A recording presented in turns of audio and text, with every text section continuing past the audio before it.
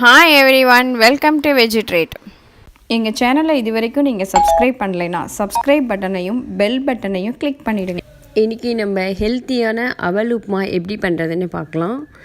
முதல்ல அவல் ஒரு கப் எடுத்து நல்லா க்ளீன் பண்ணிவிட்டு தண்ணி லைட்டாக தெளித்து அப்படியே மூடி போட்டு வச்சுக்கோங்க.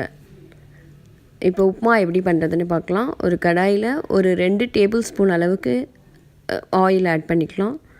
ஆயில் நல்லா ஹீட் ஆனதுக்கப்புறம் 1 ஸ்பூன் கடுகு போட்டு வெடித்ததுக்கப்புறமா கடலைப்பருப்பு, கொஞ்சமாக கருவேப்பிலை, ஒரு 2 பச்சை மிளகா, கூடவே நிலக்கடலை,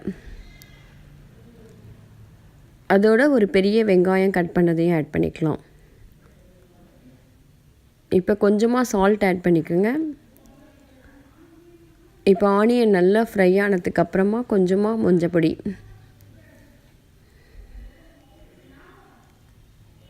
இப்போ ஆனியனும் நல்லா ஃப்ரை ஆகிடுச்சு. இப்போ இதில் கொஞ்சமாக தண்ணி தெளிச்சிக்கலாம். ஒரு 1/4 கப்பு தண்ணி ஊற்றிக்கோங்க. ஆல்ரெடி அவல் வெந்திருக்கும். இப்போ இந்த உப்பு காரம்லாம் சேர்கிறதுக்காக இந்த தண்ணி ஊற்றிருக்கோம். இப்போ நம்ம எடுத்து வச்சுருக்கிற அவலை இதில் ஆட் பண்ணிடலாம்.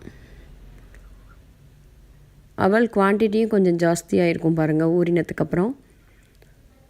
இப்போ இதில் ஒரு கட்டி எதுவும் இல்லாமல் நல்லா மிக்ஸ் பண்ணி விட்டுருங்க.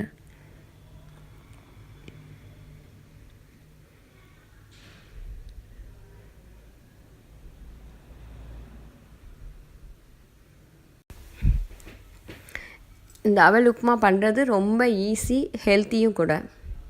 டெய்லி இட்லி தோசைன்னு பண்ணுறதுக்கு ஒரு நாள் சேஞ்சாக இந்த மாதிரி பண்ணி பாருங்கள். இப்போ இந்த ஸ்டேஜில் நம்ம சால்ட்டு வேணும்னா செக் பண்ணிவிட்டு ஆட் பண்ணிக்கலாம். இப்போ இதோட கொஞ்சமாக தண்ணி தெளிச்சிக்கலாம். தண்ணி தெளிச்சிட்டா ஒரு 1 மினிட் மூடி வச்சிங்கன்னா அவல் இன்னும் நல்லா சாஃப்ட் ஆகிடும். இப்போ ஒரு 5 மினிட்ஸ் கழித்து அவல் நல்லா ஆறி இருக்கும். அதில் நம்ம லெமன் ஜூஸையும் ஆட் பண்ணிடலாம். அவ்வளோதான், நம்மளோட சுவையான ஹெல்த்தியான அவல் உப்புமா ரெடி ஆயிடுச்சு.